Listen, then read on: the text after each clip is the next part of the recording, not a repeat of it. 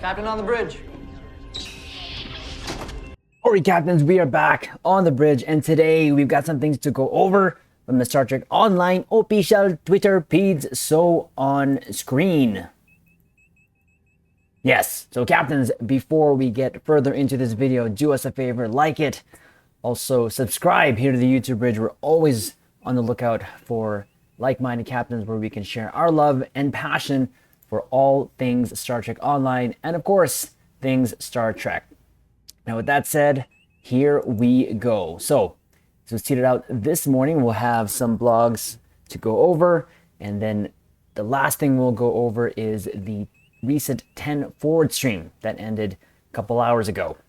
We'll, of course, drop our two ECs as we go. So, first things up, the Omega Molecule Stabilization mission seems to be struggling this morning and not giving y'all locations. We're aware and looking into it. And then they add the Q, I swear to God, give you a voice and you start touching things. So this is going to be addressed later on, Captains, when we go over the 10 forward stream notes, but we'll leave that for now. Next thing up is patch notes. So Star Trek Online will have console maintenance tomorrow. So that is February 22nd, 7 a.m.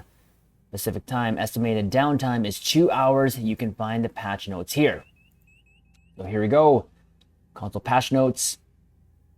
So the 2023 event campaign part 1 is finally starting. Yes! This means we are going to be working towards our free ship, or free premium ship, I should say, or 2 Zen store ships, and or low-buy crystals. But we'll go over this quickly. Now, we did go over this when it dropped on the PC bridge, but we'll go over it here because I also have been waiting for this to drop on the PS4 bridge. So, the 2023 event campaign, part 1, play through multiple events to earn your choice between premium T6 Starship choice. Only includes ships released before December 7. Now, this might be different on console, I believe, but because there was some, I believe the Excelsior was released in the new year, but the event campaign was still going at that point. So we're going to have to wait and see. And maybe we'll do an update video once we see the list of what ships were actually definitely added to the choices there. Or 2 Zen Store Tier 6 Starship discount coupons, or a bundle of 1,500 low-buy crystals. And I've mentioned this before, with the low-buy crystals, you can also still buy the ships that are there in the store. A total of 5 events will participate in this event campaign, each contributing campaign progress toward this valuable prize. Earn progress for your entire account by participating in the eligible event, including after claiming the grand prize for each individual event. Check out the first eligible event below. I've never said eligible so many times in my entire career. A Good Day to Die event. Of course, Captains, we did a recent video here on the YouTube bridge here showing off the reward event, which is this, the Torchbearer ground gear. So we'll actually link that for you Captains to check that out. I think it's pretty cool, but it was something for free, and we like free. So again, this will be the first event for the 2023 campaign, and the event will actually include multiple TFOs, and you can just do this once a day or once every 20 hours, which of course is under the events tab. So Defense of Starbase 1, The Hell with Honor, Battle of the Binary Stars, Remain Klingon, Operation Riposte, Best Served Cold. Participating in this event will give all players the opportunity to win the Torchbearer collection, whereas players will be able to earn their daily progress once every 20 hours. Accruing a total of 14 days worth of daily progress will allow you to claim all these rewards. And of course, it's the Torchbearer set, the armor, EV suit, custom unlock, and Batlet. And again, I think it's pretty cool. Captains, check out that video, and you will know more of the 2 ECs that I dropped there. But also, the reward is 25k dilithium ore, once only per account. 3 featured TFO reward boxes, once only. Each gives choice of 1 specialization point or enhanced universal tech upgrade.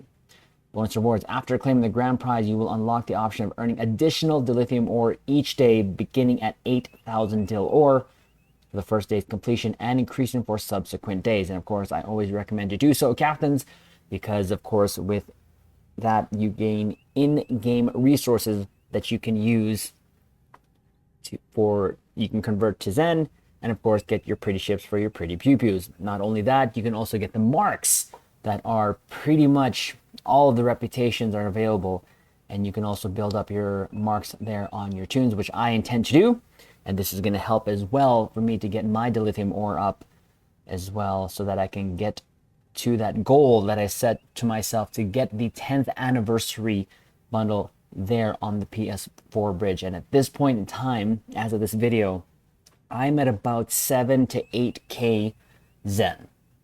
But that would take all of my refined dilithium at this point. So I'm somewhat halfway there, and it's been about a little bit over a year since I've been playing there. So hopefully these events are going to help me to gain those in-game resources faster. There's a Zen buyout option. Again, Captain, this option is there for you.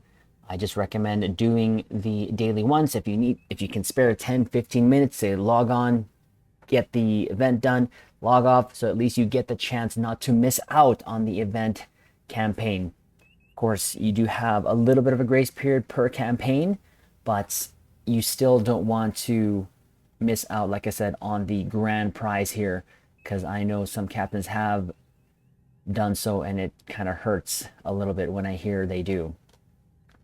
So there is that. Of course, the second chance progress after the event has ended will remain in an all-new second chance interface, along the option to buy out rewards long after the event has expired. And of course, I only say that this is the last resource. So for more information, please visit a Good Day to Die blog. We actually have that right here. Again, we've gone over this. I will also link that in the video and or the description below. But again, it's the event campaign here, which it does state February 22nd to March 15th. So mark that on your calendars, captains. Now, again, it says PC, but this is console starting tomorrow. So there was just a copy and paste of the info, but of course they just changed the dates. And of course there's that. But again, here is the reward.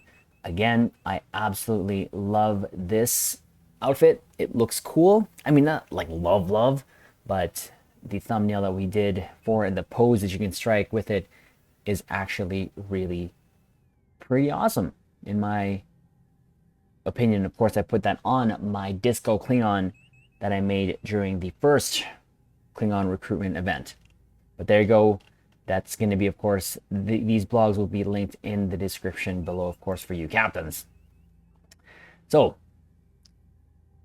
that being said, we are going to go to this last part here. So going live in 15 minutes, of course, as was 3 hours ago, they had a live stream. Now I do have the video here on YouTube of Kale on, so I'm just going to actually play that. But what we'll do now is go over the notes that I took while I was listening to the stream. Some interesting things. So I picked this particular section of Kale in the stream for a reason, and we'll get to that during my notes. So again, we'll go over the notes, drop my ECs, and then of course, then after, give our conclusion. So it is already known that there is a bug on the ground weapons. Not only myself was experiencing, I thought it was just because I was facing a wall of some sort, because sometimes in the Voth battle zone, when I'm in an artillery trying to shut down the artillery there, if I have my back turned towards that visible wall, sometimes there's no sound. I thought that's what it was, but apparently it's actually more common. But they know of it, and they are actually working on that. Other thing of note, of course, this is known as well. The Eagle in the new 13th anniversary bundle is still bugged. They have 2 of the 7 things wrong with it fixed though. So it's a whip at this point, a work in progress. Something that has mentioned before, but he mentioned it again. So Christian from QA is actually in the stream as well, trying to catch all the issues and bugs so that he can directly pass it on to where it needs to go, especially if that's something that he has to look at. But I think that's pretty cool. Another thing of note here, someone had asked about if there's going to be an Enterprise arc, and I have somewhat been wanting that as well, because I do like the NX bridge, and it was like this hope. But with that said, he had mentioned that that's probably not going to happen, and that all future Stowe stories will be original, which is kind of interesting because with the current trek happening right now, I had thought that they're going to be tied at the hip and try to connect somewhat Stowe to actually Star Trek. So again, if that's something of that might happen, I would like it to be tied to the actual series, but I don't mind them going and doing what they have been doing. I personally liked the Terran arc that we just went through. For the most part, when it comes to the Terran's Borg stuff coming up, it's yet to see what's going to happen, obviously, but I've heard a lot of opinions from fellow captains that they're done and sick and tired of Terrans. I personally don't mind fusing them. When I first started in 2014, I always looked forward to doing the mirror Terran pew-pews at that time. It was like an hourly rotating thing, and this was before the event mirror was revamped to what it was, which they took away, which I wish they'd bring back because actually it's one of my favorite TFOs then. Anyways, so there's that. Now, I think this was mentioned sometime last year about having the ability to swap the gender of your tune. So what he had said in the stream that it was pretty easy to do in Champions, but it's actually pretty hard to do in Stowe. So it's something that they want to do. So for those of you captains that want to do that, it is something that is on their radar and that they're working on, and hopefully they can overcome whatever issues they're having so that that can happen. So going back to that first tweet that we had mentioned earlier, they are aware, of course, of that Omega particle game having troubles. So what they're going to do is have the fix come out Thursday, and they're extending the Omega event until Monday, or the anniversary beta until Monday. This was asked a bunch of times actually throughout the whole stream, but they, even myself, was wondering if ESD was going to get an update to have it look like what we saw recently in Star Trek Picard, and he just kind of said it's unlikely, unfortunately. Legendary ships. The rule that to put ships under the legendary category is not set in stone. So they can just pick whatever they want to pick in terms of details on what they want to make legendary or not. There was a mention there in the stream that someone would like a warning put up in the rep system when you're about to buy something that you already own. And actually, Kale told Christian to write that down. So again, that's pretty cool. I don't think I've ever come across that personally myself, but a lot of other captains have a lot of other tunes out there. So that could be a thing. So Stowe doesn't have a huge raid system like other games do. And he had mentioned, and also talking about Borg TFOs, that if we want to make it, if they wanted to make, or we want it harder, Borg TFOs. And he said, well, do you guys really? Because every time you guys go in there, you guys blow through it. But he did say something was coming down the pipeline. And whether it's harder or more challenging, that's yet to be seen. But it seems like that is coming down soon. And I have a feeling it has something to do with the new Terran / Borg arc that we're going to be going through here next. So TFO is not having advanced in elite for randoms, something Christian will be putting on the list. And no word yet on the new Odyssey skin, which I would think, in my personal opinion, will probably come after Star Trek Picard Season 3 has aired. Regarding factions, there's no plans for any new factions anytime soon. Sadly, it'd be great if they could. Now, this was funny because during this time of me taking notes, I had seen Kale try to do, I think it was a ISA, and he was not He was only able to hit literally the gate and the tack cube, maybe just like one shot on the tack cube. He was not prepared for how fast that thing was going. So I bring that up to bring up this. When you look on screen, captains, at his build in terms of his buff layout, I'm seeing an Ox to Bat, but he's not utilizing the Ox to Bat to manage his cooldowns. I only see him hitting it here and there, the Ox to Bat power. He is actually hitting his tactical powers and some of his consoles here and there. His weapon power is not even set to max because he is in a cannon build. But I bring that up to say, like, it would be maybe something that he can consider to using Stow keybinds because he's not activating his powers here and there to its fullest ability. Now, it looks like something that I would actually do on a free-to-play account, an Ox to Bat build, once I build up the DOPS. And I'd probably not even use Pilot at this point, but not use the auxiliary to structural integrity, because of course that shares the cooldown with Ox to Bat. So I bring that up to say you can see that there's a reason why some people take note of how he shows off ships, because it would be nice for them to show off its max, but maybe not its max potential, but maybe something that is maybe a build like something that we would do, just for fun, but a build that synergizes, a build that makes sense, a build that you can actually use and use all your abilities. But I'm just bringing that up there, not a shot at all, just an observation. So I thought that was pretty funny because he was actually blown away, like, whoa, I barely shot anything. That was fun. Something of note that he had mentioned there, the Hydra. So we actually recently got that ship, and it's a crazy ship. Captains, I'm not sure if you are able to watch the live stream that we did there last night. That thing is insane. I will say that I even got shocked by it. So with the recent build videos that we've been doing, we've been taking ships through a Cure Space Advance. And my test on my builds is to see if I can just get rid of the tack cube that's docked over the docking ports there, even though it's being regenerated.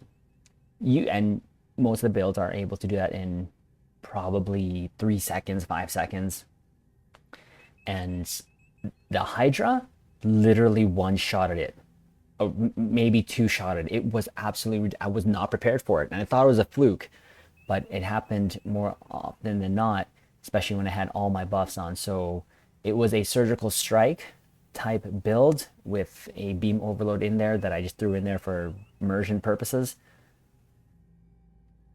And I was just blown away. And he said here that the Hydra was actually more popular than the Eagle, and because he thought that the Eagle was going to be more popular, but the Eagle is a close second. So I'm believing he's looking at the metrics of the single purchases of the ships as opposed to the bundle purchase. I think that's just a note I put here myself. So interesting. And yes, definitely highly recommend the Hydra. If you're not going to get the bundle, if you want a ship that performs really well with a surgical strike and or energy build, that one is a pretty good build, and we put cannons on that. So consoles from the Nebula are not working on the monitor. Christian took note of that. Bridges discussed about being able to be used by your own faction. I'm not sure where that came from. I think it was from when you can customize and pick a bridge from your ship tailor screen, but it was just mentioned, so I thought I'd bring it up there. This was an interesting note. He said Tetrion was being discussed about being buffed. So look out for that, those captains who are fans of Tetrion. So there was also mention of the fixing of the visual spam. Seems like is on their radar, and they're probably somewhat working on that. This one was kind of a bummer. So he had mentioned that legendary bundles are unlikely to be separated for individual purchases, just like the recent 2 anniversary bundles we've gotten. I think that sucks. I think that's money being left on the table, because you either are going to have captains buy the whole thing and or at least something from it, which you would get money for. So I've heard a lot of people just want the warship Defiant. Who doesn't want a pilot Defiant that can do flips, right? I've always said it. I feel like they're leaving money on the table, and they should find a way to actually make that available, but not the way that they did this year, because the Glen, the Crossfield, is in the 13th anniversary bundle at the same ship that's in the 10th anniversary bundle, but it's still locked behind a bundle. So I'm not sure if they can figure that out in a sense, or maybe even come up with a customizable bundle where we can pick and choose ships that we want for a price, so that we can get the ships and they can get the money. If it's all about the money, then I don't see the drawbacks to that, in my personal opinion. So the other thing you mentioned here, the GPL store is not a priority for them, unfortunately. It's on the list, but it's not very low on the list. So in terms of the new bridges for the Odyssey and the Tutorial Bridge, apparently they overcome a huge hurdle, and we're one step closer to having that be made available soon to us. So look out for that, Caps. Now, of course, I saw him when he was in this TFO. I didn't even know about there was a bug, and is it right here right now? Actually, yeah, there was a bug here that was not allowing him to leave. It was hilarious. I didn't even know of that, so he had to stay the whole countdown. I've never experienced that myself. Now that I've said that, watch, I'm going to experience that. I never even knew that was a thing. And this wasn't even time to even line up with this, but there you go. I've never experienced that. Let me know, captains, in the comments below if this is something you experienced. PvP on console was removed from the Unidever rotation due to not being fun. I never even knew that. Now to think about it, though, I did not see it there. So, but it seems like it was a actual decision made to take that out. Now, the random TFOs that you can do, they did purposely remove the elites, but they're open to making it happen. Of course, their thought was same thing as probably what we would think is, yeah, you go into a random group of pugs, you are going to probably have a bad day. Possibly.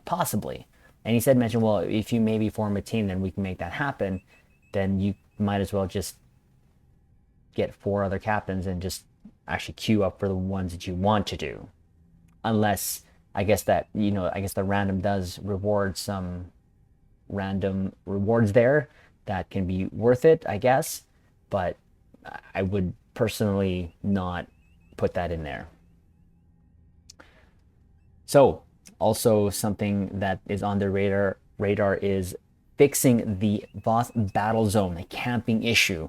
So I'm going to be curious to see what they come up with in terms of ensuring that everyone can get a chance to get the credit for the dino zone there. So, because right now what's happening is once the zone is flipped, there are people camping there at the dinos, which kills it. Now, I did a video months ago doing on my ways of doing that to alleviate, at least to get one. And that's something that I've always done when I do it. I've never had an instance where I've flipped the zone but never been able to at least tag one. And there's ways to do it, and all you got to make sure is you're keeping an eye on the progress of the map, and that when it's about to flip, you're at least at the zone closest to the dino, so that when it does flip, you can just run there.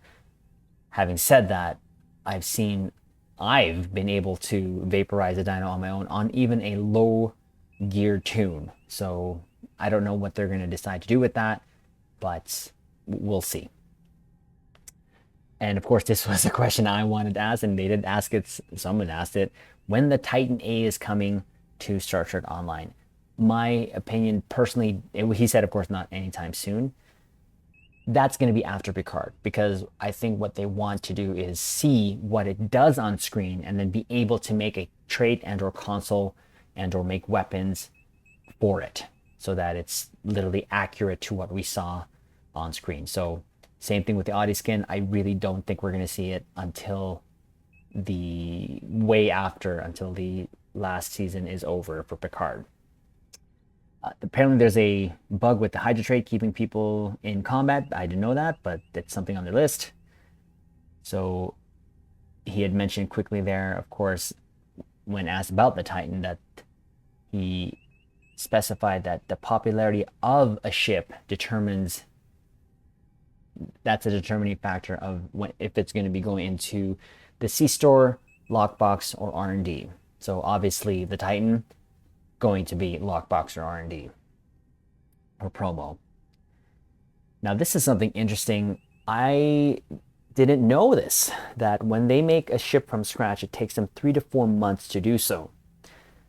But it takes them longer to do uniforms, which is mind-blowing. I thought ships would take longer, but because of the ranges, I guess, of what you can do with your character, of sizes wise, I guess that makes sense, but it takes 5 to 7 months. That's crazy. Upgrade Stowe on PS5 and Xbox is on the radar as well, but nothing that's coming anytime soon. He'd mentioned that there was a bug for Defense Starbase 1. I didn't know of that. I don't think I even did Defense Starbase 1 actually yet, but if there is, I'm not sure. Now, they do have plans to update the old missions, but apparently it's not anytime soon because there's a lot of technical issues that they're running across, so that's kind of sad. I thought this was kind of fun. Little tidbit here, there was actually somewhat of a Mario Kart, was his word, with shuttles that they were doing that to the point where they even got Kale to test it, but it wasn't to where they wanted it to be in a functionality wise, so unfortunately that was shelved. I don't know how you can make shuttles great again in Stowe.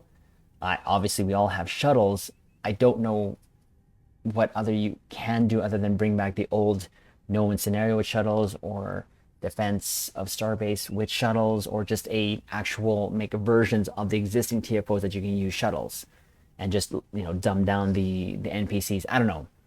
But it has been a while since I've actually flown my shuttle, so it's going to be shelved. And I really foresee it for a long time. And those of us who have gotten shuttles like the Delta Flyer, I more or less got it for the collection, but that's something that it's not going to see the light of day anytime soon, unless you take it out just to look at it and take a selfie. He had mentioned there, one of the closing things there is that there's no new rep planned anytime soon. And Kale mentioned he doesn't play Stowe as much as we do, and I kind of chuckled and laughed at that. But he was kind of going to the team going, hey, okay, so what's next? So that's kind of interesting. So those are all the notes of interest that I took. I might have missed 1 or 2 things, but these are the ones that kind of stood out to me. So I thought we would share that with you, Captain, since it was here and it was part of the update that we wanted to do for Stowe News today. So we'll refresh this one more time. There shouldn't be anything else new that they put out here, but just in case there isn't, so there you go. So again, Captains, there you go. Thought we would share, of course, our ECs on all things that were dropped today. So do us a favor, like the video, comment below, let us know what you are taking away from today's update / Stowe News. And of course, do us a favor, Caps, and subscribe here to YouTube Bridge if you haven't done so yet. And we will leave it on this note. Live long and prosper.